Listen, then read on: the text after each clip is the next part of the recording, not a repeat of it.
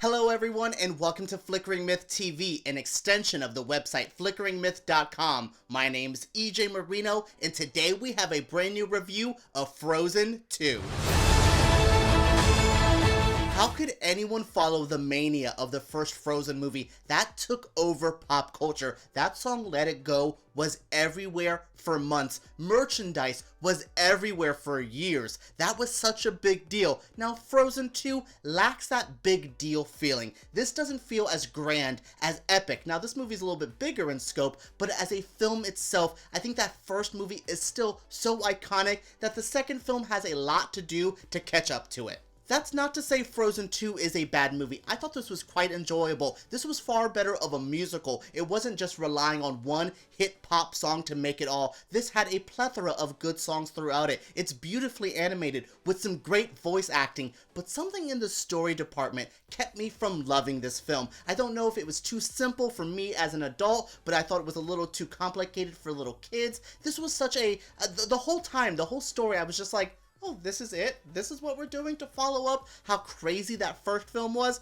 Oh, okay. Now, like I said, I'm not really gonna, hark on, a kid's movie script too much because that's weird to nitpick something that's made for a younger audience, but I will just say that's what really hurt this movie for me. I think it kept it from being such a strong expansion of the first film, where this kind of feels at times like a retread of what came before it. Frozen 2 follows Elsa and Anna as they go through another adventure. Elsa is called to the wild, somewhere in the unknown, where she has to find her place in the world, and Anna is trying to find her own voice. She doesn't want to just be there for Kristoff. She just doesn't want to be there for her sister. She wants to find her own place, and that's the journey that these two characters go on. There's a lot to there with some magical forest, some hidden people we've never known about. There's a lot more to the story, but the basic plot is Elsa wants a journey, Anna wants to follow that journey, but wants to make her own. And I think that is a good basis. Now, only if it could have stayed that simple. There's a lot of weird, history backstory, a lot of weird, elemental stuff that I think would work better in a TV show. That's kind of what I wish this Frozen 2 movie was an extended TV show, especially for the new, streaming service Disney+.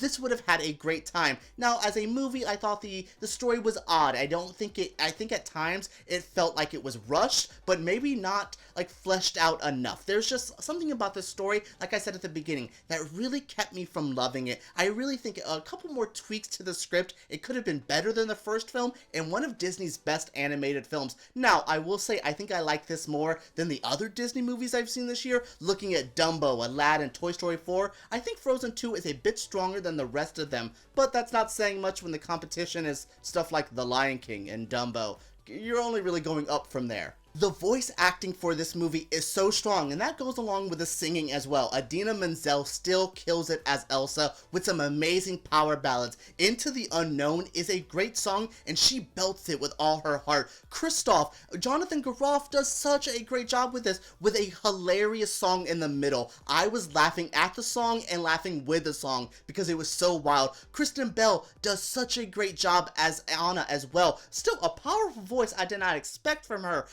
Look, even Sterling K. Brown, Josh Gad, these Sterling K. Brown being a newer addition and Josh Gad returning as Olaf, they had a great scene together that I thought was genuinely hilarious as well. But overall, a talented voice cast brought to life by beautiful animation. I love the fact that this movie still feels like a cartoon. It still has a fun, cartoony element to it, but everything looks so crisp, so beautiful, so real at times. Not going to pure realism like a Toy Story movie does. This still has a fun, childlike, cartoon, animated vibe to it, and that's what makes this so striking. There's a scene at the beginning that I feel like is going to be in the Disney theme parks for years to come, where basically Elsa's singing and makes everything go black with just a few icy neon lights. I could see that there for a Disney winter event for years to come because it was that gorgeous. Overall, like I said, this movie is gorgeous. Voice acting, on a technical aspect, it is great. Creatively, I think is where this movie does lack, and like I said, I'm not going to go into the story too much, but it really did hurt how wonderful this movie looked, how great it sounded with some stuff that they were working with.